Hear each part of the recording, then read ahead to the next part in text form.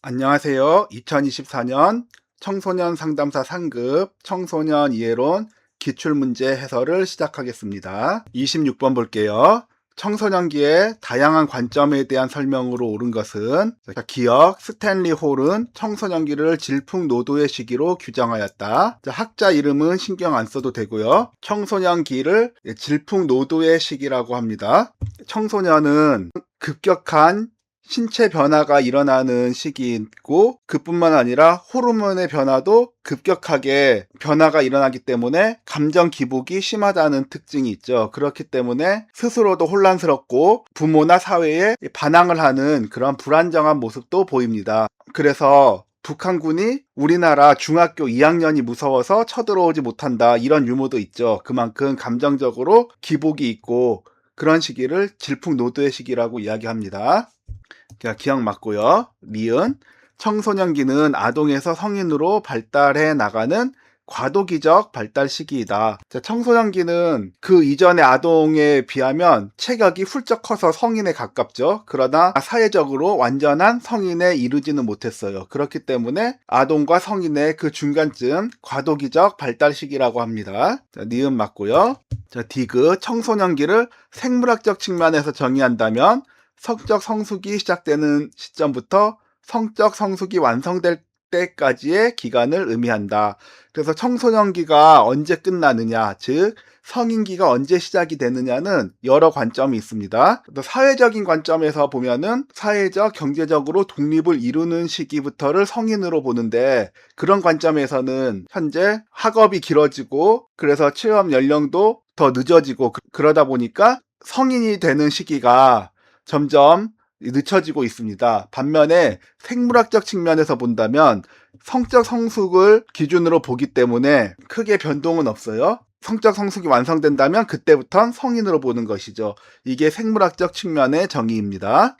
리을 플라톤은 청소년기의 특징으로 이성의 발달을 주장하였다. 피아제도 인지 발달을 이야기를 하면 이 구체적 조작기에서 청소년기가 되는 나이를 형식적 조작기로 보았어요. 형식적 조작기의 특징은 추상적인 사고가 가능하다라는 것인데, 즉 인지적으로 급격한 발달을 이루는 것이에요. 플라톤의 입장에서도 이런 이성의 발달을 관심을 갖고 봤기 때문에 이 청소년기의 특징이 이성의 발달을 주장하였습니다. 리을 맞고요. 미음 우리나라의 청소년 관련법에서는 청소년기의 연령 범위가 하나로 통일되어 있다가 아니고 통일되어 있지 않습니다. 청소년 기본법이라든지 청소년 복지지원법 같은 경우에는 보통 24세까지 적용이 되고요. 청소년 보호법이나 소년법은 19세까지로 봅니다. 이게 왜 그러냐면은 둘 다 청소년의 어떤 건강한 성장을 위해서라는 공통의 목적은 있는데, 청소년 기본법이나 복지지원법 같은 경우는 청소년의 성장을 위해서 무언가를 해주는 방법으로 지원을 하기 때문에 좀 기간을 후기 청소년기까지 해주는 거고요. 청소년 보호법이나 소년법은 뭘 하면 안 되는 거를 막고 있어요. 그러니까 청소년 보호법 같은 경우에는 청소년한테 술, 담배 못하게 하고, 소년법 같은 경우에는 죄를 지어도 좀 더 가볍게 하는 부분이 있는데, 이런 부분을 늘려버리면 사회적으로도 문제가 되겠죠. 그러니까 좀 해줄 수 있는 거는 후기 청소년기까지 해주고, 뭘 막아야 되는 거는 이렇게 보수적으로 좀 엄격하게 나이를 지키는 부분이 있습니다. 그러니까 청소년 관련법들이 연령 범위가 하나로 통일되어 있지가 않는 것이에요. 정답은 미음은 빼고요. 기억, 니은, 디귿, 리을만 포함된 3번이 정답이었습니다. 27번 볼게요. 보기 1의 학자와 보기 2의 내용이 바르게 연결된 것은, 여기가 보기 1인데 여긴 학자 이름이고요. 보기 2는 이론이죠. 기억, 에릭슨은 심리 사회적 발달 이론입니다. 에릭슨의 이론은 각 단계마다 발달 과업이 있다라는 것이에요. 가장 먼저는 신뢰감 대 불신감. 아이가 어렸을 때 배고파서 울고, 기저귀에 쉬를 싸서 울고, 불편해서 울고, 그럴 때 부모가 와가지고 배고플 때 젖을 주고, 기저귀에 쉬를 했을 때 기저귀를 갈아주고, 그럴 때는 세상이 참 믿을 만한 곳이구나. 그렇게 신뢰감을 형성하지만, 배고파서 우는데 엄마가 오지도 않고, 기저귀가 불편해서 우는데 갈아주지도 않고 젖만 주고, 이러면 세상은 믿을 수가 없는 곳이야. 불신감이 생기죠. 이렇게 각 단계마다 발달 과업이 있고 성인 말기 즉 노인까지 이렇게 발달 과업을 정의한 게 에릭슨의 심리사회적 발달 단계 이론입니다. 기억은 시하고 연결이 되는데 이렇게 기억이랑 시랑 잘못 연결된 것은 무조건 오답이죠. 자, 니은. 자, 프로이트는 심리 성적 발달 이론입니다. 성적 심리 발달 이론에서 성적 에너지, 즉 리비도가 있고 그 리비도가 구강에 있을 때는 입을 통해서 만족감을 충족을 하고 항문기 때는 배변 활동을 통해서 충족을 하고 남근기 때는 성적인 역할이 생겨나고 잠복기 때는 좀 편안하게 이런 성적 리비도에서 좀 편안한 시기를 보내고 이때는 동성 친구와의 관계를 맺고 생식기가 되면은 이성 관계를 갖게 된다라는 이 단계가 프로이드의 심리 성적 발달 단계입니다. 자, 그러니까 니은은 비읍하고 연결이 되어 있습니다. 네, 2번이 정답이겠네요. 자, 셀먼은 조망 수용 이론이에요. 조망 수용 이론이라는 것은 다른 사람의 입장을 생각할 수 있다라는 능력인데요. 처음에는 자기중심적이에요. 그러니까 다른 사람의 감정과 생각을 다른 사람도 감정과 생각이 있다라는 걸 구분하지 못하는 단계에서 다른 사람이 자신하고는 또 다른 입장을 가질 수 있다라고 생각하지만 자기 입장에서 추측하는 것. 그 다음에 자기반성적 조망 이론으로 가면 타인과 자신과 타인의 관점을 명확히 구분하고 입장을 비교하며 이해하고요. 제3자적 조망 수용. 제3자의 입장에서 두 사람의 입장을 동시에 살펴볼 수 있는 객관적 시각의 이해. 마지막으로 사회적 조망 수용이 되면 자신, 상대방, 3자의 입장을 넘어서서 사회적인 가치체제의 관점까지 고려하게 된다는 게 조망 수용 이론입니다. 27번의 정답은 2번이었습니다. 28번. 엘킨드의 청소년기 자아중심성 개념 중 다음 설명에 해당하는 것은 먼저 엘킨드의 청소년기 심리는 대표적으로 이 두 가지가 나와요. 상상적 청중과 개인적 우화. 이 상상적 청중과 개인적 우화가 둘 다 어떤 자기를 중심에 놓고 생각을 하는 것인데 상상적 청중은 타인이 항상 자신을 주목하고 관찰하고 있다라고 느끼는 현상이에요. 그러니까 사람들이 사실은 타인한테 별로 관심이 크게 두고 살진 않죠. 그렇지만 이 청소년기에는 타인들이 자신을 주목하고 있다라고 생각을 하기 때문에 이 청소년들한테 굉장히 중요한 것 중에 하나가 뭐냐면 창피하지 않는 것이에요. 그러니까 옷을 좀 유행에 따라가지 못하게 입으면 사람들이 촌스럽다고 주목할까봐 창피하고 자신이 어떤 실수를 하면 사람들이 그 실수를 다 주목하고 보고 있다고 생각해서 창피하고 또 반대로 자신이 어떤 능력을 발휘하게 되면 사람들이 자기를 특별하게 또 관심을 갖고 주목하고 있다라고 생각을 하게 되는데 그러니까 실제로는 관심이 없는데도 불구하고 타인들이 자기를 평가한다라고 생각하는 거죠. 그래서 외모나 옷차림, 헤어스타일을 과도하게 민감하고 이게 집 앞에 나갈 때도 옷을 꼭 차려입고 나가요. 왜냐하면 사람들이 자기를 보고 있기 때문에 그런 것이죠. 그래서 마치 무대 위의 주인공처럼 행동하고 생각을 하는 것이에요. 자, 개인적 우화 같은 경우에도 자기중심성 중에 하나인데 자신이 특별하고 독특한 존재라고 생각하기 때문에 이런 위험이나 어떤 부정적 결과가 예외적으로 보호받는다라고 믿는 사고방식이에요. 그러니까 자기가 특별한 존재라고 느낀다라는 건 뭐냐면 그 전쟁 영화 보면은 주인공은 안 죽잖아요. 그러니까 들러리로 나오는 사람들은 나오자마자 전장에서 그냥 바로 죽는 역할이 나올 수도 있는데 이 주인공은 혼자서 싸워도 다 이깁니다. 위험에 처해도 빠져나와요. 그런 존재로 자신을 보는 겁니다. 그러니까 이때는 굉장히 무모한 행동들을 많이 할 수가 있어요. 그러니까 폭주족들이 이 청소년기에 많은 이유 중에 하나가 오토바이 과속 운전을 해도 사고는 자신을 따라오지 않는다라고 생각을 하기 때문에 이런 현상이 발생을 하는 것입니다. 그래서 엘킨드의 문제가 나오면 상상적 청중에 대한 문제인지 개인적 우화에 대한 문제인지 이것을 구분하는 문제가 거의 그런 식으로 나와요. 어른들은 청소년의 독특함과 특별함을 절대로 이해하지 못한다고 생각한다. 엄마는 내 첫사랑을 절대로 이해하지 못한다고 생각한다. 이건 자기가 특별한 존재라고 생각을 하는 건데 자신이 특별하기 때문에 이해받지 못한다라고 생각하는 것이죠. 다른 사람들이 자신을 주목하고 있기 때문이라고 생각하는 건 아니니까 상상적 청중은 아니고요. 상상적 청중이 아니면 개인적 우화가 답이 됩니다.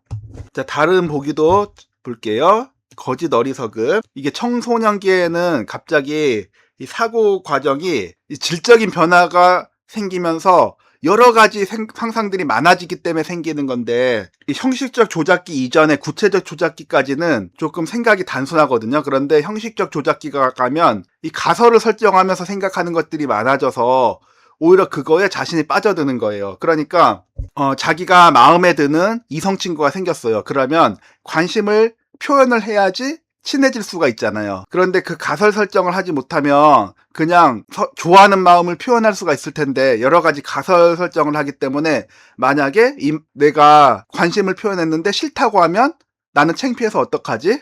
소문나면 어떡하지? 뭐 이런 여러 가지 그 변수들을 굉장히 많이 고려를 하게 돼요. 그러다 보면은 정작 한마디도 하지 못하고 졸업을 하게 돼 버리는 거예요. 이게 거짓 어리석음입니다. 3번 위선.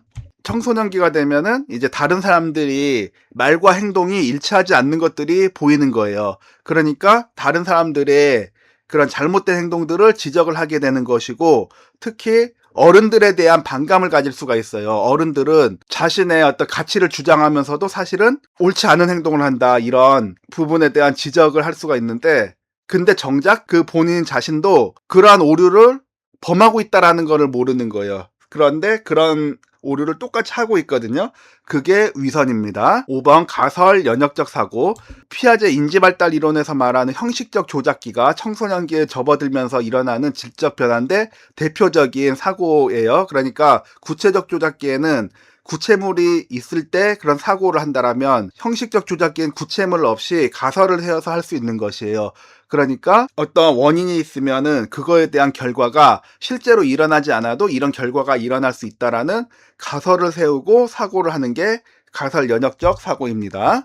자, 이 박스 안에 대한 설명은 4번 개인적 우화가 정답이었습니다. 자, 29번 마샤의 정체감 지위 이론에서 자기 탐색을 위한 정체감 위기를 경험하지 않고 자신에 대해 쉽게 의사결정을 한 경우에 해당하는 것은. 자, 마샤의 정체감 위기 이론은 굉장히 단골 문제입니다. 자, 이거는 진로하고 관련이 있다라고 보면 돼요. 그러니까 위기와 전념이 있냐 없냐에 따라서 이 네 가지가 결정이 되는데요. 위기라는 거는 쉽게 말해서 내가 뭐 하고 싶은지 고민을 했었냐, 이런 의미고, 전념은 내가 진로를 위해서 뭔가를 해봤냐, 이런 거예요. 1번 정체감 혼미는 위기도 없고 전념도 없는 것이에요. 그러니까 내가 뭘 하고 싶은지 생각도 안 해봤어요. 그리고 내가 뭘 해봐야지 그런 시도도 안 해봤던 거예요. 그러니까 이런 정체감 혼미 상태에서는 별로 장래에 대해서 생각해 본 적 자체가 없는 것이죠. 자, 2번 정체감 유실. 정체감 유실에서는 전념 행동, 즉 진로에 대해서 무엇을 해본 그런 것은 있어요. 그런데 고민이 없이 행동을 하는 것이에요. 열심히 의사가 되기 위해서 공부도 했고, 의대를 목표로 해가지고 실제로 의대도 들어갔고, 그래서 또 열심히 공부해서 의사가 돼요. 그런데 왜 그러냐고 하면은 자신이 고민해서 그런 진로를 선택한 게 아니라 부모가 추천을 했거나 사회적인 분위기가 의대 열풍이 불었거나 그런 위기 없이 전념 행동만 있었던 것이죠. 그러니까 이런 경우에는 자신의 고민이 아니라 타인에 의해서 이런 결정을 하게 됐기 때문에 정체감이 유실돼 버린 거예요. 없어져 버린 거죠. 자, 이런 경우에는 나중에 정말 어떤 정체감에 대한 고민, 즉 위기가 오면 갑자기 진로를 바꾸겠다고 할 수도 있어요. 그러면은 주위에서 놀라게 되는 거죠. 자, 3번 정체감 성취. 내가 무엇을 하고 싶은지에 대한 위기, 고민도 있었고 그걸 하기 위해서 전념 행동도 있었어요. 이런 경우에는 자신의 진로가 만약에 사회복지사가 되고 싶다라고 하면 사람들 돕는 게 적성에 맞아요. 그런 전념 행동도 있었고, 아, 이게 나한테 적성에 맞구나라는 그런 고민도 있었어요. 이런 경우가 정체감 성취입니다. 자, 정체감 유예. 내가 무엇을 하고 싶은지에 대한 위기는 있었어요. 그래서 내가 뭘 하고 싶다라는 그런 고민이 있었기 때문에 하고 싶은 게 있죠. 그런데 그것에 아직 전념 행동이 빠진 거예요. 그러니까 이런 경우에는 예를 들어서 가수가 되고 싶긴 한데 가수가 못 되면 생계가 힘들 것 같고, 기술자가 되고 싶기도 한데 또 공장에 있으면 답답할 것 같아서 적성에 안 맞을 것 같고, 이런 갈팡질팡하는 이런 상태가 되는 것인데, 일단 고민이 있었기 때문에 전념 행동이 있으면 정체감 성취로 가겠죠. 그래서 이때는 정체감 유예라고 합니다. 자, 정체감 확산. 자, 정체감 확산은 이 정체감 혼미랑 같은 말이에요. 위기도 없고 전염도 없는 상태가 정체감 확산인데, 원래는 정체감 혼미라는 용어 자체는 그 에릭슨이 말한 정체감 형성하고도 좀 관련이 돼 있거든요. 그래서 정체감 확산이란 말이 맞긴 한데, 지금은 정체감 혼미라는 말이 더 많이 쓰입니다. 자, 그러면은 자, 위기 행동이 없었고 의사 결정은 했어요. 즉 전염 행동은 있었습니다. 자, 위기는 없고 전염은 있는 것은 정체감 유실이죠. 즉 의사가 되기로 결정했는데 그 이유가 누가 시켜서 한 경우, 이런 경우일 수 있습니다. 정체감 유실이 2번이 정답이었습니다. 자, 30번. 콜버그의 도덕 발달 단계에서 타인의 눈을 의식하여 친구들에게 좋은 사람으로 인정받기 위해 행동을 결정하는 경우에 해당하는 것. 자, 콜버그의 도덕 발달 단계는 크게 전인습적 단계, 인습적 단계, 후인습적 단계가 있는데요. 즉 인습적 단계는 사람과의 관계예요. 이 사람과의 관계 이전에 전인습, 그 다음에 사람과의 관계를 넘어선 후인습적 수준으로 발달을 하게 되는데, 인습적 수준인 전인습적 수준에서는 이 처벌을 받으면 나쁜 행동이 되는 것이에요. 그러니까 결과로서 나쁜 행동을 하기 위해 처벌을 받잖아요. 근데 그 결과만 보고서 처벌을 받았으니까 나쁜 행동이 되는 것이죠. 그러니까 접시를 깨서 혼이 나면 그게 나쁜 행동을 했다라고 하는 거죠. 이 단계에서 아이들 하는 행동들을 보면은 굉장히 부모를 마음을 힘들게 하는 행동을 계속하는 거예요. 그러니까 하지 말라고 했다가 하면 안 된다고 했다가 그러다 참다 못해가지고 크게 혼내요. 그래서 애가 울고 막 잘못했다고 하는 거예요. 그래서 뭐 잘못했어? 그러면은 뭐 떠들었고 던졌고 밥 안 먹었고 이런 걸 다 얘기를 하는 거예요. 그럼 너 알고 있었네? 근데 사실은 알면서 그런 게 아니고 혼나니까 그 지점에서 그동안의 행동이 나쁜 행동이 됐기 때문에 이 나쁜 행동 했다라고 고백을 하는 거예요. 그리고 인습적 수준이 3, 4단계에 이르게 되면은 결국 나쁜 행동은 다른 사람에게 나쁜 결과를 가져다 주게 되고, 그렇기 때문에 도덕적인 거라는 것은 다른 사람을 좀 기쁘게 해주는 그런 착한 행동을 해야 된다라는 것이에요. 자, 근데 인습적 수준에서는 다른 사람들을 좀 고려를 하긴 하지만, 자, 여기서는 철저하게 사람과의 관계를 통해서 도덕적인 기준이 되기 때문에 융통성이 조금 부족해요. 사회적인 변수에 대해서 철저하게 융통성 없는 행동을 할 때가 있는 것이죠. 4단계 법과 질서 유지 지향 단계에서 지하철에 보면은 노인석이 있고 임산부석이 있잖아요. 그런데 다리가 다친 사람이 있는데 그런 자리밖에 없는 거예요. 그래서 임산부석에 앉으면 이 4단계에 있는 수준에서는 임산부가 앉기로 약속된 자리에 임산부가 아닌 사람이 앉았기 때문에 안 된다라고 생각을 하는 거죠. 자, 후임습적 단계로 가게 되면 이제 사회적인 맥락까지 고려가 되는 것이에요. 그래서 법이라는 것은 그 사람들이 인간의 권리와 존엄성을 지키기 위해서 만들어진 사회적인 약속이라는 것을 이해를 하게 되고, 그러면 경우에 따라서 그런 약속을 벗어나서 변화할 수 있다라고 보는 것이에요. 자, 문제에서 보면은 타인의 눈을 의식한다라는 것은 이거는 철저하게 인습적인 수준입니다. 그리고 친구들에게 좋은 사람으로 인정받기 위해 결정하는 경우, 인습적 단계에서는 3단계 착한 소년 소녀 지향 단계가 있고 4단계 법과 질서 유지 지향 단계가 있는데요. 착한 소년 소녀의 지향 단계에서는 이 도덕적인 행동은 타인을 기쁘게 해주고 이롭게 하면은 그게 도덕적인 행동이다라고 하는 단계인데, 그때 친구가 어려울 때 도와주면 자기는 좋은 사람이 되는 것이에요. 그런 식으로 인정을 받고 싶어하는 단계입니다. 친구들에게 좋은 사람으로 인정받기 위한 행동을 결정하는 경우는 1번 착한 소년 소녀 지향 단계였습니다. 31번 볼게요. 청소년기 신체적 발달의 특징에 관한 설명으로 옳은 것은, 여기 문제를 보면 조금 어려운 용어들이 있을 수 있죠. 테스토스테론, 내분비선, 뇌하수체, 신체적 조숙, 이런 용어들 나오는데, 근데 사실은 이거 굉장히 쉬운 문제예요. 왜냐면 이 정답이 쉬운 문항이기 때문에 그래요. 자, 남성에게는 이 테스토스테론이라는 이제 남성 호르몬이 있고, 여성에게는 에스트로겐이라는 여성 호르몬이 있는데, 이 수준이 청소년기에는 뚜렷하게 나타나죠. 그러니까 이 남성 호르몬인 테스토스테론이 높아지는 시기가 되면 이렇게 남성의 다부진 몸매가 되는 것이고요. 에스트로겐이라는 여성 호르몬이 뚜렷하게 나타나는 청소년기가 되면 이렇게 여성이 가슴이라든지 이런 허리라든지 이런 신체가 여성스러워지는 그런 변화를 보여주게 되는 것이에요. 그러니까 그거 아는가 물어보는 문제였거든요. 자, 2번 보면 여자 청소년들이 임신 가능한 신체로 형성되어가는 것은 성호르몬인 테스토스테론의 영향에 의한 것이다 라고 했는데, 여성 청소년, 즉 여성의 호르몬은 테스토스테론이 아니라 에스트로겐입니다. 이해로 이 정답은 좀 쉬운 거였어요.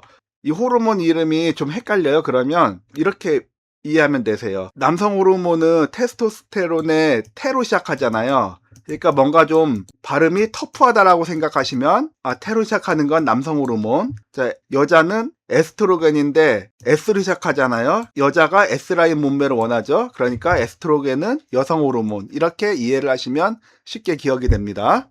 나머지도 사실은 다 당연한 얘기예요. 청소년기는 신체적 성장 급등이 일어나서 갑자기 키가 커지죠. 2차 성징이 뚜렷해지는 것과 관련 깊은 것은 뇌 분비선으로 뇌하수체의 생식선을 들 수 있고, 급격한 신체 변화로 인해 자신의 체형에 대한 불만족을 느끼는 경우 청소년의 정신건강에 부정적인 영향을 끼칠 수 있습니다. 성인도 자신의 체형에 불만족을 느끼면 정신건강에 부정적인 영향을 미칠 수 있는데, 청소년기는 갑자기 또 신체적인 그 체형이 변하기 때문에 처음 느껴보는 거잖아요. 특히 그래서 청소년의 정신건강에 부정적 영향을 미칠 수 있습니다. 5번, 또래에 비해 신체적 발달이 빨리 이루어지는 경우 신체적 조숙에 해당합니다. 요즘 이게 좀 문제가 된다라고 하는데, 남성인 경우에는 오히려 신체적 조숙이 자신감을 갖는 그런 원인이 되기도 하는데, 여성의 경우에는 자신의 신체가 조숙을 잃었을 때 수치감을 느끼기 때문에 별로치 않은 영향을 미칩니다. 자, 정답은 2번이었습니다. 자, 32번, 청소년기 성역할 고정관념의 증가 현상을 의미하는 것은, 자, 1번 성역할 집중화. 이 성역할의 집중이라는 것은 남성의 역할이 있고 여성의 역할이 있다라는 것이에요. 그러니까 남성은 좀 강해야 되고 여자는 부드러워야 되고, 그러니까 이 성역할 집중화에서 남성이 좀 부드러우면 남자답지 못하다, 여성이 좀 강하면 여자답지 못하다, 이런 편견과 고정관념이 생겨나는 것이죠. 그래서 성역할에서 고정관념이 증가하는 것은, 자, 1번 성역할 집중화입니다.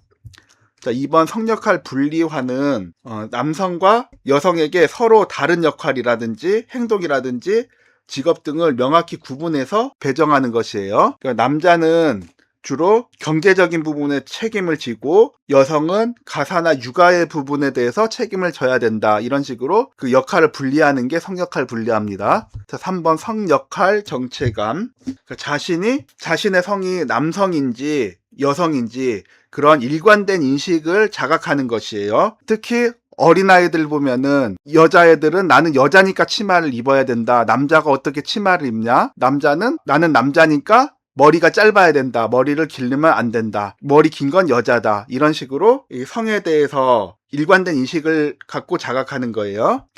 4번 성역할 동일시. 그러니까 아이가 자신의 성 역할을 인식하는 과정은 결국 부모의 역할을 보고 배우고 그거에 대해서 동일시하는 과정이에요. 그러니까 남자애들 같은 경우에는 아빠 행동을 따라하는 거고, 여자애들 같은 경우에는 엄마 행동을 따라하는 것이죠. 그래서 남자애들 같은 경우에는 혼자서 세수를 하라 그러면 면도한다고 면도하는 흉내를 내고, 여자애들 같은 경우에는 나가자고 하면은 나가기 전에 화장해야 된다고 거울 보면서 뭐 얼굴에 뭘 바르고 있는 것이에요. 그게 엄마 아빠를 따라하면서 동일시되는 것이죠. 그렇게 성 역할도 동일시되는 겁니다. 5번 성역할 유형화.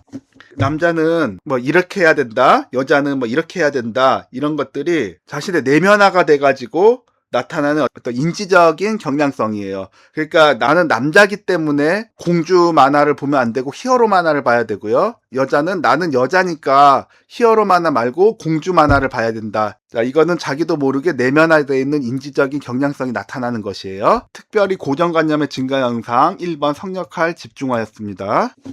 자, 33번 청소년기 또래 집단의 기능에 관한 설명으로 옳은 것을 모두 고른 것은. 청소년기 또래 집단의 기능에 관한 설명이잖아요. 이 청소년기의 신체적인 성장은 유전과 영양에 대한 그런 영향으로 인해서 변화가 생긴다라면 청소년기의 정체감은 정서적인 측면은 이 또래 집단의 영향을 가장 많이 받거든요. 자, 그 관점으로 보면 기억, 자아 정체감 형성에 도움. 청소년기가 되면은 인정을 받고 싶어 하는데 그 인정이 또래 관계에서 일어나는 인정이 가장 자신의 자아 정체감을 형성을 하게 되는 것이에요. 그래서 이 청소년이 자기 스스로 어떤 외모에 대한 코디를 했어요. 그래서 부모가 그걸 보고 예쁘다라고 해주는 거는 별로 신경을 안 쓰는 거예요. 그런데 친구들이 뭐 예쁘다, 멋있다, 감각 있다 이런 말을 하면 우쭐해지는 것이죠. 또래들의 인정이 자신의 자아 정체감 형성에 도움이 되는 것입니다. 자, 니은 준거 집단으로서의 기능. 자, 준거 집단이라는 거는 어떤 기준이라는 걸 얘기를 하는 건데, 즉 비교할 대상이 있다라는 것이에요. 그러니까 내가 행동하는 거, 태도하는 거, 어떤 가치관 이런 부분들을 다른 친구들하고 다른 또래들한테 이제 비교하면서 그 평가를 하는 것이죠. 그 부분이 기억의 자아 정체감 형성과도 관련이 돼 있는데, 내가 우쭐해지는 것도 다른 또래들하고 비교를 해봤더니 내가 좀 뛰어나다라고 생각을 했을 때 우쭐해지는 것이고, 분명히 뛰어난데도 불구하고 친구들이 다 잘해요. 그러면은 좀 침울해지는 것이죠. 그렇게 준거 집단으로서의 기능을 하게 됩니다. 자, 디귿, 심리적 지원과 안정감 제공. 청소년기에는 굉장히 호르몬적인 영향도 있고 성장이 급등하는 부분도 있고 사회적으로 어떤 안정된 그런 독립된 위치에 있지 않기 때문에 여러 가지 면에서 굉장히 불안정합니다. 그런 불안정함에서 부모한테 반항도 하죠. 그런데 이때 그 마음을 터놓고 얘기하는 거는 결국에는 또래들이에요. 친구들한테는 이런저런 얘기들 많이 하거든요. 그러면서 심리적으로 안정을 갖고 안정감을 느낄 수가 있는 것이 이 또래 집단의 기능입니다.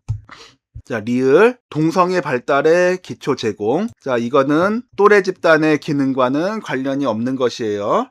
왜냐하면 동성애라는 거는 성적 지향성이잖아요. 이 성적인 지향성은 이 또래 집단의 지지를 받거나 모델링을 하는 부분이 아니기 때문에 이거는 또래 집단의 기능과는 관련이 없습니다. 자, 미음, 또래 문화에 대한 정보 제공의 기능. 자, 또래 문화에서의 유행이 있어요. 패션이라든지 또 음악적인 취향이라든지 연예인이라든지 여러 가지 그런 그 또래 문화에서 통용되는 유행이 있는데, 그런 부분들은 또래 문화가 갖는 정보들 때문인 것이죠. 그 또래 문화에 대한 정보 기능이 또래 집단의 기능 중에 하나예요. 그러니까 리을은 아니고요. 나머지 기역, 니은, 디귿, 미음이 포함된 3번이 정답이었습니다. 자, 34번. 진로 및 진로 발달 이론에 관한 설명으로 옳은 것은, 진로 발달에는 수퍼, 홀랜드, 긴즈버그 그리고 로우까지 이렇게 한 4명 정도 알아두면은 진로 문제는 다 맞을 수 있어요. 이 넷 중에 하나에 대한 내용이 나오기 때문이죠. 수퍼는 진로에 대해서 5가지 단계를 설명을 했는데요. 개인적으로는 좀 슬픈 이론입니다. 왜냐하면 현대사에서는 이게 잘 들어맞지 않기 때문이에요. 그러나 굉장히 이렇게 되면 이상적인 이론이기 때문에 저는 슬픈 이론이라고 이야기를 드리는 건데요. 자, 0에서 13세까지, 그러니까 중학생이 되기 전까지는 자기 개념을 발달시키다가 10에서 24세, 우리나라로 치면 중학생부터 대학교 졸업하는 그 사이에 이제 탐색기인데 자신의 진로에 대해서 탐색을 하고 이제 의사결정을 하는 것이죠. 그리고 25세부터 45세까지가 확립기인데 선택된 직장에서 열심히 일을 해요. 그러니까 제가 슬픈 이론이라고 말씀드리는 이유가 25세부터 확립기가 시작이 되는데 이 이론을 현대에서는 맞추기가 힘든 거죠. 그리고 45세부터 65세에서는 유직이에요. 그러니까 확립기에서는 이직도 가능해요. 왜냐면은 그 선택을 여러 번 할 수 있기 때문이죠. 그러나 유직이 45세부터는 어디 바꾸는 거는 힘들고 이미 선택한 곳에서 일을 열심히 하는 거예요. 그러니까 유지기가 언제까지냐면 65세까지거든요. 그러니까 이 유지기에는 우리나라 현대 사회에서 말하는 그 명예퇴직이 없는 거예요. 그러니까 명예퇴직 없이 쭉 직업을 유지하다가 65세부터는 은퇴해서 이 은퇴 후의 삶을 살아간다라는 굉장히 이상적인 그런 이론이잖아요. 그런데 현대사에서는 유직에서 65세까지 가는 게 아니라 한 이때가 되면은 다시 다른 직업으로서 자영업이라든지 기술직이라든지 이런 부분으로 다시 탐색기로 돌아갈 수가 있어요. 그러니까 현대에서는 좀 수정돼야 될 이론인 것이죠. 어쨌든 우리가 문제를 맞추기 위해서 공부하는 이론은 이렇습니다. 그런데 슈퍼의 이론이 개인의 성격에 적합한 직업을 선택하는 것이 바람직하다는 성격 유형 이론. 자, 이거는 슈퍼의 이론이 아니고 홀랜드의 이론이에요. 이 홀랜드는 앞 글자를 따가지고 리아색이라고 하는데 자신의 직업 선호도에 따라서 이 선호도와 일치하는 직업을 선택할 수 있도록 돕는 것이죠. 자, 그래서 1번은 틀렸고요. 자, 홀랜드의 직업 발달 이론에서 청소년 상담사는 탐구적 유형에 해당한다. 탐구형은 어떤 그 과학자 같은 그런 거에 잘 맞거든요. 그래서 어떤 연구실에서 연구하고 그런 직업을 선호를 하기 때문에 사회적인 부분에서는 관심이 좀 떨어져요. 그러니까 청소년 상담사가 되기 위한 그런 적성에 잘 맞는 직업 유형은 이제 사회성이 좀 많이 필요하고 때로는 또 예술적인 부분도 필요할 수 있습니다. 그래서 이 사회형이 가장 잘 맞는 유형이에요. 그래서 2번도 틀렸습니다. 3번 긴즈버그 나왔는데요. 긴즈버거는 직업에 대한 이 3단계를 얘기를 하는데 환상기, 잠정기, 현실기예요. 자, 환상기 때는 11세까지니까 초등학교 고학년 되기 전에 그런 나이에서 그 나이에서는 어떤 직업에 대한 그런 인식은 시작이 돼요. 근데 이때 어떤 직업을 갖게 원하냐고 하면은 현실적인 게 전혀 고려가 되지 않고 자신의 환상을 실현할 수 있는 그런 직업을 이야기를 하기 때문에 환상인데 이때 어떤 게 되고 싶냐고 하면은 뭐 대통령이라든지 굉장히 비현실적인 진로를 선택을 하는 것이에요. 우리 아들 같은 경우에는 지금 이제 환상기에 막 접어들었거든요. 뭐 되고 싶냐고 하면 스파이더맨이 되겠다고 해요. 그게 불가능하다라고 해도 자기는 스파이더맨이 되겠대요. 이게 환상기 때의 진로 인식의 시작이 되는 것이고요. 이 잠정기에 되면은 뭐 대통령이나 스파이더맨이나 이런 환상에서는 벗어나고 실제로 있는 직업에 대해서 이야기를 하거든요. 직업이 어떤 거냐면 자신의 흥미 중심으로 이야기를 해요.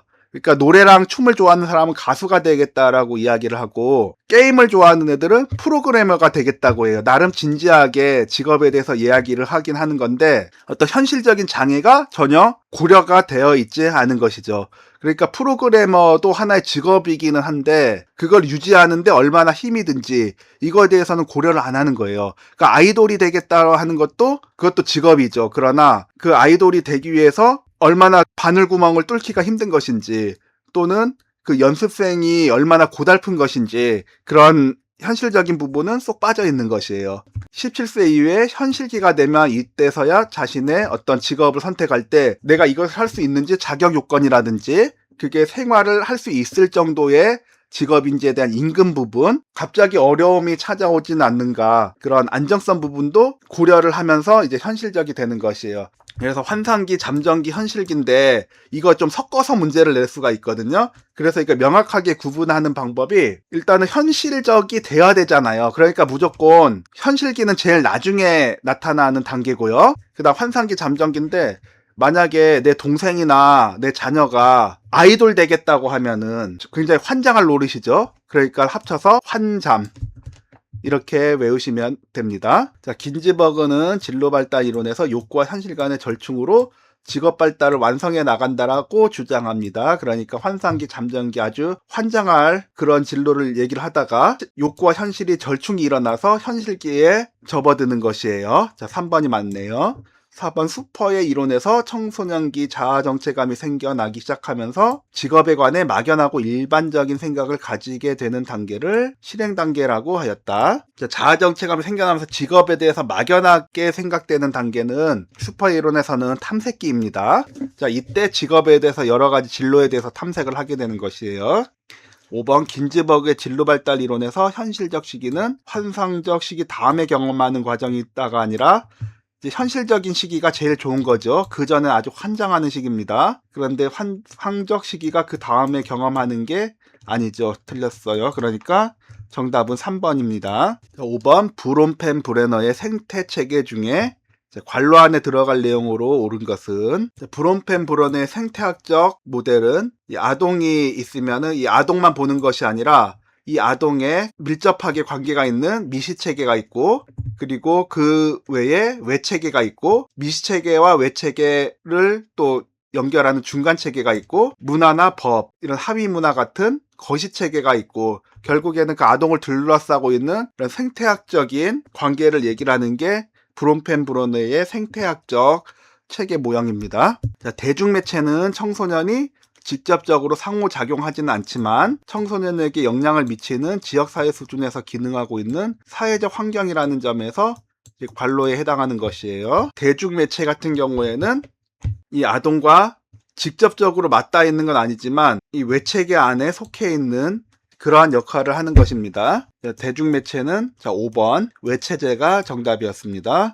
36번 볼게요. 청소년 문화를 사회 전체 문화 중 한 부분으로 이루는 문화로 보는 입장에 해당하는 것은 1번 미숙한 문화로 보는 입장. 미숙한 문화로 본다라는 것은 청소년의 그 문화를 별로 인정하지 않는다라는 것이에요. 그러니까 쉽게 말하면 저러다 말겠지 하는 그런 입장으로 본다라는 것이에요. 그러니까 청소년들 같은 경우에는 이 패션에 대해서 굉장히 민감하죠. 그래서 유명 연예인이 입는 옷을 그걸 따라하는 입장이 있어요. 그러니까 그 가수들이 힙합 스타일 옷을 입는 것이 유행이 되면은 청소년들은 옷을 다 힙합 스타일로 입는 경향이 있고, 나팔 바지를 입는 유행일 때는 또 청소년들이 다 나팔 바지를 입는단 말이죠. 그러면 그런 문화를 보면서 성인들이 볼 때 그런 청소년 문화를 에이 저러다 말겠지, 크면 안 저럴 거야, 그러면서 현재 그 행동을 미숙한 문화로 본다라는 것이에요. 이게 미숙한 문화로 보는 입장이고요. 자, 2번 비행 문화로 보는 입장. 그러니까 청소년들이 하는 그 문화를 어떤 일탈로 보는 것이에요. 어떤 가수가 힙합 스타일의 그 옷을 유행을 시켰어요. 그러면 유난히 그거를 따라하는 청소년들 있잖아요. 막 그 바지 안에 몸 전체가 다 들어갈 정도로 큰 옷을 입고 다닌단 말이에요. 그러면 그런 것을 볼 때 그 청소년이 일탈을 하고 있다라고 보는 것이죠. 물론 청소년들끼리 무리를 이어서 지휘비행 행동을 하기도 하지만 그걸 넘어가지고 전체 그런 청소년의 문화를 비행이라고 보는 게 비행 문화로 보는 입장이에요. 3번 대항 문화로 보는 입장. 이게 청소년들이 성인 문화에 대해서 의도적으로 거부하고 저항하고 그런 과정에서 독자적인 문화를 이룬다라고 보는 것이에요. 그러니까 성인 문화하고 양립할 수가 없는 거예요. 성인 문화에서 이제 저항하고 있는 그런 문화로 보고 있는 것이 대항 문화로 보는 입장이고요. 하위 문화로 보는 입장. 그러니까는 성인들도 문화가 있잖아요. 청소년들도 문화가 있는 것이에요. 그러니까 성인들이 이루어낸 문화가 주류 문화라면은 그 청소년들은 주류 문화 그 밑에 하위 문화를 형성해 간다라고 보는 게 하위 문화로 보는 입장이에요. 그러니까 하위 문화로 보는 입장에서는 청소년들의 그 문화를 인정을 해주는 것이죠. 자, 그래서 1번, 2번, 3번은 청소년들의 문화로 인정을 하지 않는데 하위 문화에서는 청소년들의 그 문화를 인정을 하기 때문에 정답은 4번입니다. 5번 주류 문화로 보는 입장. 이것은 아예 그 청소년들이 이루는 그 문화가 현대 사회를 주도하고 있다라고 보는 그런 입장이에요. 그러니까 청소년들이 먼저 어떤 유튜브 컨텐츠를 만들어내고 SNS를 하고 뭐 K-팝을 소비의 중심이 되고, 그러니까 그것들이 또 세계로 퍼져나가고, 그런 식으로 오히려 청소년의 문화가 현대 사회를 주도하고 나가고 있다는 주류 문화로 보는 입장이에요. 이것도 그래서 청소년에 대한 문화를 존중해주는 입장인데, 문제는 전체 문화 중에서 한 부분이기 때문에 4번 하위 문화로 보는 입장이 정답입니다. 37번 보겠습니다.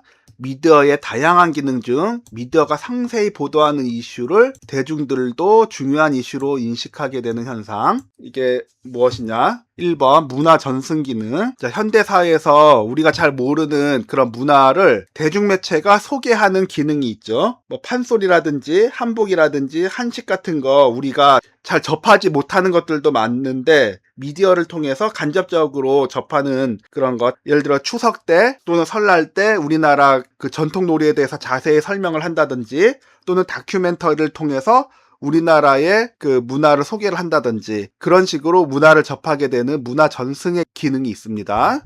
2번 오락 기능. 이건 너무나 우리가 미디어를 소비하는 큰 이유 중에 하나죠. 미디어를 통해서 스트레스를 해소할 수 있는 그런 즐거움이 있기 때문에 미디어를 이용을 하는 것인데, 뭐 예능이라든지 코미디라든지 드라마 이런 즐길거리들을 이제 제공을 합니다. 3번 환경 감시 기능. 자, 미디어가 하는 것 중에 하나가 여러 가지 뭐 시사 고발 같은 거, 사회 고발 같은 거, 이런 부분 또는 환경에 대해서 문제를 다루는 거. 그러니까는 미디어가 다루는 문제들이 어떤 이슈를 만들어내기 때문에 이런 환경 감시에 대한 기능도 하고 있습니다. 4번 사회화 기능. 미디어를 통해서 뉴스라든지 또는 어떤 드라마에서 어떤 간접적으로 미치는 영향들, 그리고 어떤 교육 프로그램들, 이런 부분들을 통해서 규범이나 역할이나 태도를 배우게 되는, 그러면서 사회 구성원으로 만들어가는 기능을 하고 있습니다. 자, 5번 의제 설정 기능. 자, 미디어가 어떤 이슈에 대해서 집중 보도를 하게 되면 대중들은 그 이슈에 대해서 중요한 문제라고 생각을 하게 되는 것이죠. 그러니까는 만약에 미디어가 지속적으로 저출산 문제에 대해서 다루게 되면 이 저출산 문제가 사회적으로 가장 심각한 문제라고 인식을 하게 되고요. 뭐 청소년 비행에 대해서 집중적으로 다루게 되면 청소년 비행이 사회적으로 가장 큰 문제라고 이슈가 되는 것이죠. 노동자의 어떤 노동질 개선에 대해서 자꾸 다루게 되면 노동 환경이 또 중요한 이슈가 되는 것이죠. 이런 의제 설정 기능이 있는데, 미디어가 상세히 보도하는 이슈를 대중들도 중요한 이슈로 인식하게 되는 현상이 바로 의제 설정 기능입니다. 자, 정답은 5번이었습니다. 38번 명품으로 대변되는 상류 사회의 규범과 위선의 반격에 가하는 도전적인 젊은이들이 추구하는 청소년 패션 문화를 의미하는 것은, 자, 1번 코스프레 패션. 자, 코스프레 패션은 애니메이션이라든지 뭐 만화라든지 게임 캐릭터들이라든지 이런 캐릭터의 헤어나 메이크업이나 의상이나 이런 것들을 똑같이 따라하는 거예요. 자, 이 아이를 보면은 이제 배트맨 복장을 하고 있죠. 배트맨 코스프레 패션을 하고 있는 것이에요. 자, 이것은 어떤 도전적인 그런 패션이 아니라 그냥 자기가 좋아하는 캐릭터와 동일시되고 싶은 그런 욕구가 반영된 패션일 뿐입니다. 자, 2번 테크노 패션. 자, 테크노는 기술이라는 뜻이잖아요. 그러니까 패션을 봐도 이런 LED라든지 전자회로나 스마트 원단 같은 그런 기술을 패션에 접목시키는 거예요. 그러니까는 튀죠. 미래지향적이고 강렬한 이미지를 주는 것이에요. 자, 이게 어떤 기술이 접목된 것이지 어떤 상류사회 규범에 도전하는 그런 거하고는 관련이 없습니다. 자, 3번 피어싱 패션. 용어 그대로 이제 피어싱을 하는 그런 패션을 말하는 건데, 이런 귀라든지 눈밑이라든지 코라든지 심지어는 입술에도 하거든요. 이런 피어싱을 통해 가지고 이런 외모를 꾸미게 되는데, 이런 외모를 보면 별로 단정하지가 않아요. 그래서 사람들이 어떤 거부감을 느낄 수 있는 그런 패션이고 좋게 인식이 되지가 않는데, 이 피어싱 패션을 하는 것은 다른 말로 하면은 반항적인 이미지를 연출을 하는 것이죠. 그러니까는 비주류 문화에서 나타나는 방식으로 이제 어떤 반항적인 이미지를 하는 것이거든요. 그런데 이게 반항적인 이미지는 있는데, 그렇다고 해서 상류 사회의 어떤 그 규범이나 위선을 도전을 하는 건 아니에요. 그냥 우리들끼리 문화가 있다, 이런 그런 반항적인 그런 이미지를 강조를 하는 스타일일 뿐입니다. 4번 차부 패션.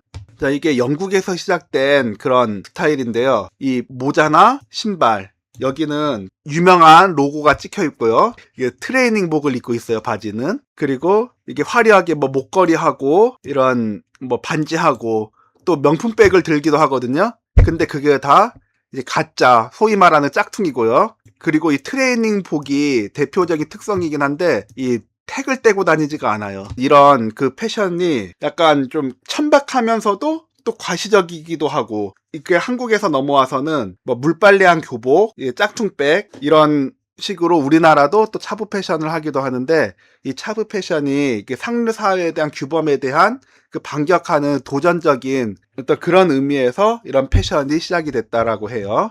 자, 5번 복고 패션. 이 복고 패션은 한때는 유행이었던 게 유행이 지나잖아요. 그러다가 지난 유행을 재현하는 게 복고 패션이에요.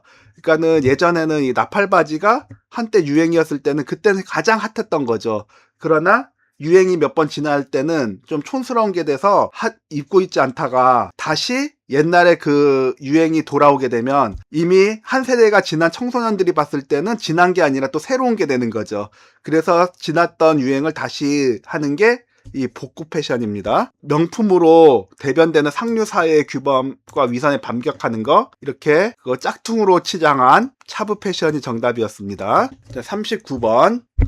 청소년기 비행이론 중 허쉬가 제안한 사회 유대의 하위 차원에 해당하지 않는 것은, 자, 허쉬가 제안한 사회 유대 이론은 애착, 관여, 참여, 신념 이 네 가지가 어떤 비행에 대해서 그 비행 가능성을 낮춰주는 것이에요. 네 가지가 강하면 청소년이 비행을 덜 하게 되고 비행을 하지 않게 되는 것인데, 이 허쉬의 사회 유대 이론 같은 경우에는 뭐요? 애착, 관여, 참여, 신념 이 네 가지 하고 그 다음에 그 네 가지 해당하지 않는 걸 끼워 넣는 형태로 이게 문제가 많이 나갔거든요. 그러니까는 허쉬의 사회 유대 하위 차원이 네 가지로 돼 있기 때문에 객관식 문제로 이렇게 내기가 참 좋은가 봐요. 꼭 네 가지가 나오고 그거에 끼지 않는 한 가지를 이렇게 같이 껴넣고 오답을 만들어내는데요. 그러니까 이 내용에 대해서도 뭐 이해를 하면 좋지만 보통 이 네 가지 하위 요소만 알고 있으면은 거의 맞힐 수 있는 문제로 나오게 돼요. 그러니까 이런 경우에는 앞머리를 따가지고 자기가 외울 수 있는 방법대로 이 네 가지만 외우면 되는데, 저 같은 경우에는 자, 관, 애 이걸 합쳐가지고 그냥 저는 관내에 신참 그러니까 어떤 체육관에서 일을 하고 있는데 그 관내에 신참이 들어왔어요. 그러니까 좀 신참이 왔으니까 이게 챙겨줘야 되잖아요. 그래서 잘 적응해 보라고 허쉬 초콜릿을 선물로 줬어요. 그래서 이 허쉬라는 이름이 나오면 관내 신참으로 저도 이해를 했거든요. 그래서 관내 신참 없는 거는 3번 열정 없습니다. 39번의 정답 3번이었습니다. 자, 40번 볼게요. 학교폭력 예방 및 대책에 관한 법률상 학교폭력 대체 시민위원회의 기능에 해당하지 않는 것은, 청소년 이해론 문제는 이제 후반부에 갈수록 법 문제가 나오죠. 이렇게 법 문제는 여러 번 봐서 눈에 익혀두는 방법밖에 없어요. 자, 학교폭력 예방 및 대책에 관한 법률, 이게 제12조에 있고요. 이 학교폭력 대책 심의위원회가 하는 일이 이게 나와 있죠. 2번 피해 학생의 보호, 자, 있고요. 학교폭력의 예방 및 대책, 자, 1호에 있습니다. 피해 학생과 가해 학생 간의 분쟁 조정, 4호에 있습니다. 가해 학생에 대한 교육, 선도 및 징계, 3호에 있습니다. 하나 피해 학생의 전학, 없죠. 피해 학생 전학이 없는데, 근데 법이라는 게 결국에는 그 모두가 더 좋게 되기 위해서 만든 거잖아요. 그러니까 잘 모르겠어요. 한번 이게 상식적으로 맞나? 이것도 한번 생각해 볼 필요가 있어요. 그러니까 피해 학생 같은 경우에는 이제 피해를 당한 것도 슬픈 일이잖아요. 그런데 전학까지 보낸다? 이러면은 2차 피해를 당하는 거죠. 그래서 당연히 피해 학생에 대한 전학은 없습니다. 40번의 정답 1번이었습니다. 41번 보겠습니다. 청소년기 자살에 관한 설명으로 옳은 것을 모두 고른 것은, 자살 같은 위기 상담이라든지 재발하기 쉬운 약물 상담, 중독 상담에는 그런 위기 사건이나 재발 사건이 일어나지 않게 해주는 보호 요인이 있고요. 위험 사건이 일어나게 하거나 재발이 일어나게 하는 위험 요인이 있습니다. 자, 하나씩 볼게요. 기억. 부모와의 유대는 자살을 예방하는 보호 요인이 될 수 없다라고 하는데요. 부모와의 유대는 보호 요인입니다. 부모와 사이가 좋거나 부모와 애착 정도가 높거나 부모가 정서적으로 지지해 줄 경우에는 이 청소년이 자살하고 싶어 하는 생각이 안 들게 할 수도 있고요. 그런 생각이 들었더라도 부모와 이야기를 하면서 그러한 생각들이 사라지게 하고, 그래서 예방될 수 있는 보호 요인이 되는 겁니다. 기억은 틀렸고요. 자, 니은 모방 자살을 하는 경향이 있다. 유명인이 자살을 하면은 그것을 따라서 모방 자살하는 사회 현상을 베르테르 효과라고 하는데요. 특별히 청소년은 더 위험합니다. 자신이 좋아하는 연예인이라든지 유명인이 자살을 했을 때 성인보다 더 현실 감각이 떨어지고 거기에 충동성은 또 높기 때문에 모방 자살을 하는 경향이 있습니다. 자, 모방 자살은 위험 요인입니다. 맞고요. 자, 또래와 동반 자살을 시도하는 경향이 있다. 청소년기에는 그 또래 관계가 매우 절대적이에요. 그래서 또래 압력이라든지 또래와의 친밀도, 소속감, 이것을 아주 중요시하게 생각을 하고요. 또한 충동성도 높기 때문에 또래와 동반 자살을 시도하는 경향이 있고, 이것이 위험 요인이 됩니다. 자, 리을 우울증이나 약물 남용은 청소년 자살의 원인 중 하나이다. 자, 우울증이 자살과 굉장히 상관관계가 높습니다. 그것은 성인도 마찬가지지만 청소년에게도 우울증은 자살의 원인 중 하나가 될 수 있고요. 약물 남용도 마찬가지예요. 약물 남용, 특히 암페타민 계열의 약물을 먹게 되면 각성제이기 때문에 그것을 먹지 않으면 어떤 우울 경향이 나타나게 되거든요. 근데 청소년들이 호기심으로 접하는 엑스터시 계열의 약물이라든지 또는 나비약이라고 불리는 다이어트 식욕 억제제, 이런 것도 암페타민 계열이기 때문에 다이어트를 위해서 또 많이 먹었다가 우울한 경향으로 떨어져서 이제 자살 충동을 느끼고 실제로 시도를 할 수가 있습니다. 자, 리을도 위험 요인이에요. 자, 그런 기억만 빼고 니은, 디귿, 리을이 포함된 4번이 정답이었습니다. 자, 42번입니다. 청소년 보호법상 청소년 유해 약물 분류에 해당하지 않는 것은, 술이나 담배, 유해 매체 이런 부분들에 대해서 규정해 놓은 것은 청소년 보호법이에요. 그러니까 청소년들이 술, 담배, 약물, 유해 매체 이런 데로부터 접근하지 못하도록 법으로 막아주는 것이죠. 이 청소년 보호법에서 유해 약물로 분류를 하고 있는 것은 청소년 보호법 2조 4호 감옥에 이렇게 규정이 되어 있습니다. 주류, 담배, 마약류, 환각물질, 화학물질 관리법에 따른 환각물질이라는 것은요, 본드, 부탄가스 이런 거 이야기하는 거예요. 그리고 그 밖에 중추신경에 작용하는 이런 약물들 이렇게 규정이 되어 있습니다. 자, 주세법에 따른 주류 법에 있고요. 담배사업법에 따른 담배 법에 있습니다. 마약류 관리에 관한 법률에 따른 마약류 법에 있고요. 화학물질 관리법에 따른 환각물질 법에 있습니다. 약물 남용법에 따른 유해물질, 그 약물에 대한 부분은 규정은 돼 있긴 한데요. 약물 남용법에 대한 법률에 따른 약물이 아니고 그냥 그 밖에 중추신경에 작용하는 습관성 중독성 내상을 유발하는 약물로 규정이 되어 있습니다. 그러니까 약물 남용법에 따른 유해물질이나 중추신경에 작용하는 약물이나 사실 비슷해 보이지만 법 문제는 이렇게 정확하게 법에 나와 있어야 되고 문구도 맞아야 돼요. 그러니까는 법 문제를 출제할 때 출제자 입장에서는 좋죠. 공부하는 사람 입장에서는 좀 꼼꼼하게 봐야 되는 부분입니다. 42번의 정답 5번이었습니다. 자, 43번. 학교 부적응 요인으로 옳은 것을 모두 고른 것은, 자, 학교 적응, 부적응이 문제에 있어서도 학교를 적응을 잘 할 수 있도록 보호 요인이 있고요. 학교에 부정하게 만드는 위험 요인이 있습니다. 이 중에서 학교 부적응 요인이기 때문에 위험 요인을 찾는 거죠. 자, 기억, 낮은 학업 성취도. 학업 성취도가 낮은 학생들 같은 경우에는 학교를 다니면서 자존감이 낮고요. 자신감도 없고 또한 선생님들의 관심도 좀 덜 받기 때문에 아무래도 학교 부적응의 위험 요인이 됩니다. 자, 입시 위주의 교육. 자, 입시 위주의 교육이라는 거는 과도하게 성적에 집착을 하게 되고 경쟁에 내몰리게 되면서 교육 환경에 대한 흥미와 동기가 떨어지고 많은 스트레스를 받게 되기 때문에 이것도 위험 요인에 속합니다. 자, 디귿, 또래 관계에서의 소외감. 청소년들은 또래 관계가 아주 절대적으로 중요한데 또래 관계에서 소외감을 느낀다는 것은 학교 환경에서 굉장한 고통을 받는 것이에요. 그러니까 학교 부정에 있어서 굉장한 위험 요인이 되는 겁니다. 리을, 부모와의 친밀한 유대감. 부모와 친밀한 유대감이 있다라는 것은 고민이 있을 때 털어놓을 수 있는 상대가 있다라는 것이고요. 그리고 부모와 친밀한 경우에는 애착도가 높기 때문에 학교에서도 적응을 잘 해요. 사회에서도 적응을 잘 하는데 밑바탕이 되는 게 애착이기 때문에 부모와의 친밀한 유대감은 보호 요인에 속합니다. 자, 그러니까 부적응 요인에 속하는 것은 기억, 니은, 디귿 3번이었습니다.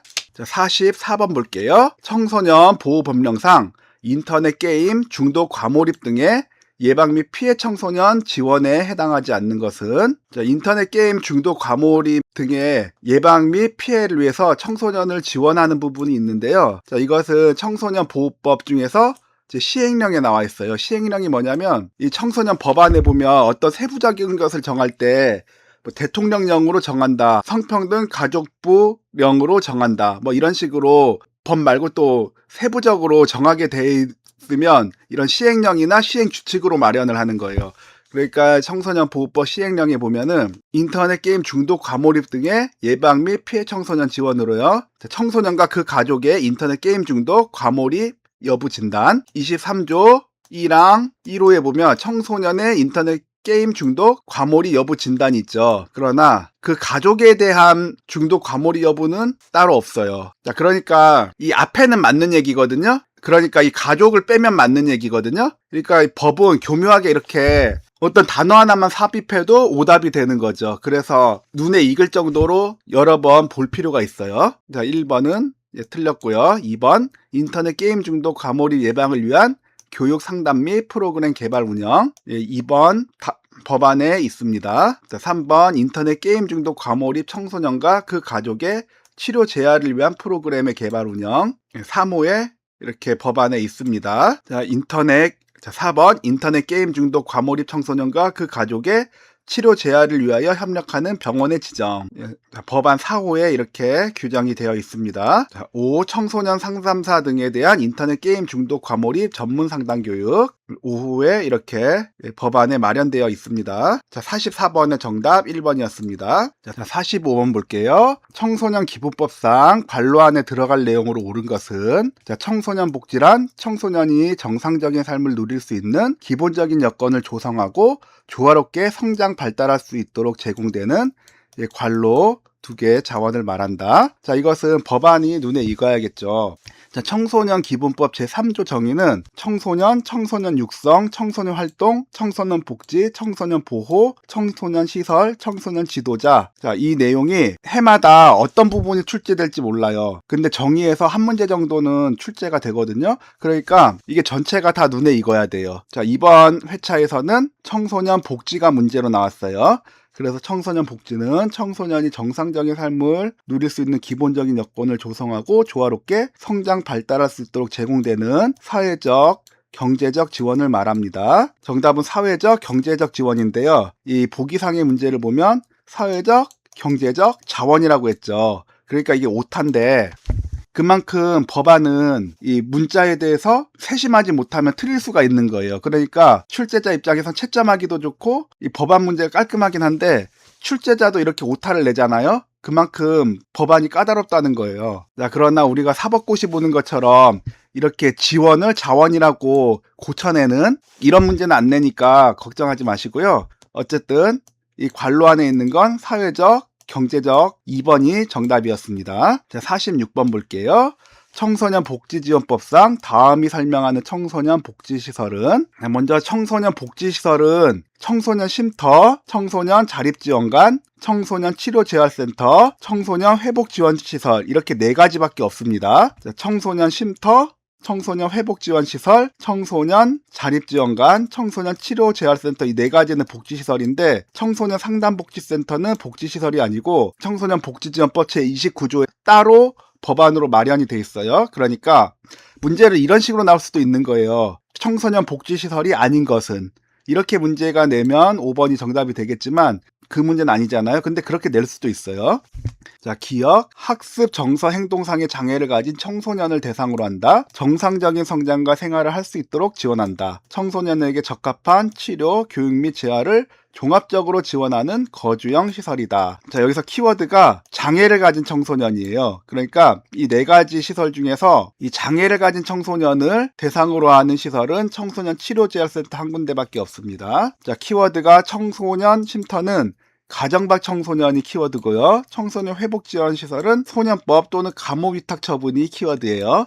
청소년 자립지원관은 이미 다른 시설의 지원을 받았는데도 자립해서 생활할 수 있는 능력과 여건이 부족해서 이런 능력을 갖추도록 지원하는 시설입니다. 46번의 정답은 청소년 치료재활센터 4번이었습니다. 47번 볼게요. 다음이 설명하는 청소년 기본법의 조항은, 청소년의 기본적 인권은 청소년 활동, 청소년 복지, 청소년 보호 등 청소년 육성의 모든 영역에서 존중되어야 한다. 자, 청소년 기본법 제5조에 나와 있습니다. 자, 보기 문항 그대로 나와 있고요. 제5조 청소년의 권리와 책임에 대한 내용이었어요. 5번 청소년의 권리와 책임이 정답이었습니다. 자, 48번 볼게요. 청소년 복지지원법상 청소년증에 관한 설명으로 옳지 않은 것은, 자, 1번 9세 이상 18세 이하의 청소년에게 발급한다. 자, 청소년 복지지원법 제4조 청소년증에 의하면 9세 이상 18세 이하의 청소년에게 청소년증을 발급을 합니다. 자, 2번 다른 사람에게 양도하거나 빌려주어서는 안 된다. 자, 이거는 법안을 확인해 보겠지만 법안을 확인 안 해봐도 당연한 얘기죠. 그러니까 청소년증도 신분증인데 신분증을 다른 사람에게 양도하거나 빌려주면 안 된다는 게 상식이고 이 법도 상식을 벗어나진 않습니다. 다른 사람에게 양도하거나 빌려주어서는 아니 된다. 법안으로 나와 있습니다. 자, 3번.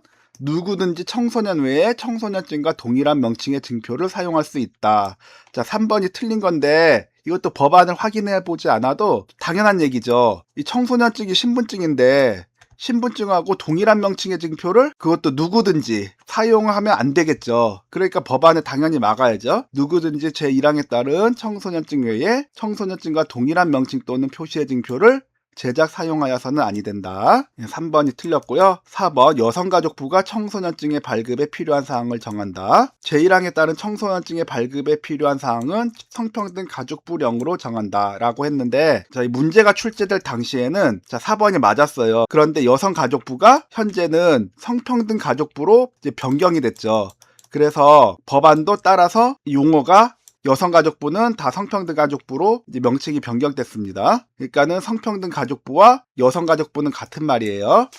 자, 5번 특별자치시장, 특별자치도지사 또는 시장군수구청장이 발급할 수 있다. 특별자치시장, 특별자치도지사, 시장군수구청장이 이제 발급을 할 수 있다. 맞습니다. 자, 정답은 3번이었습니다. 49번 학교 밖 청소년 지원에 관한 법률상 다음이 설명하는 지원에 해당하는 것은 학교 밖 청소년은 이제 학교를 다니지 않고 있잖아요. 이런 학교 밖 청소년을 지원할 때는 두 가지예요.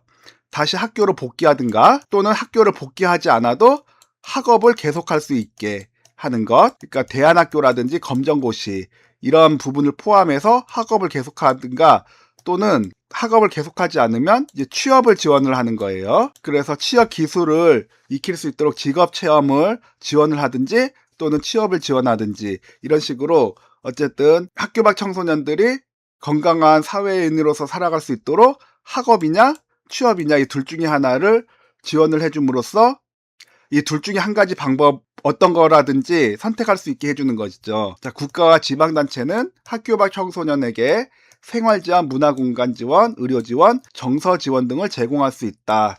자, 이거는 법안에 나와 있긴 한데요. 무슨 지원이냐 하면 이 학교 밖 청소년 지원에 관한 법률 중에서 이 자립지원에 관한 내용이에요. 그 보기에 관한 문항이 그대로 적혀 있습니다. 자, 그 외에도 학업을 계속하기 위해서 교육 지원에 대한 내용이 있고요. 아니면 취업을 위한 취업 지원, 직업 체험 지원, 직업 체험 및 취업 지원이 있습니다. 그 외에도 상담 지원이 있습니다. 49번의 정답은 2번 자립 지원이었습니다. 자, 50번 볼게요. 청소년 복지지원법상 지역사회 내 청소년 필수 연계기관과 연계하여 위기 청소년의 상담, 보호, 교육, 자립 등 맞춤형 서비스를 제공하는 것은 필수 연계기관과 연계해서 이런 모든 통합적인 서비스를 제공하는 것은 굉장히 중요한 내용이에요. 왜냐하면 문제를 떠나서 실제 상담 현장에서 반드시 상담사가 알아야 되는 것은 이 청소년들이 가지고 있는 문제들을 상담사의 역량으로 모두 다 다룰 수 없거든요. 그러니까 그 청소년이 가지고 있는 그 문제에 따라서 적합한 기관을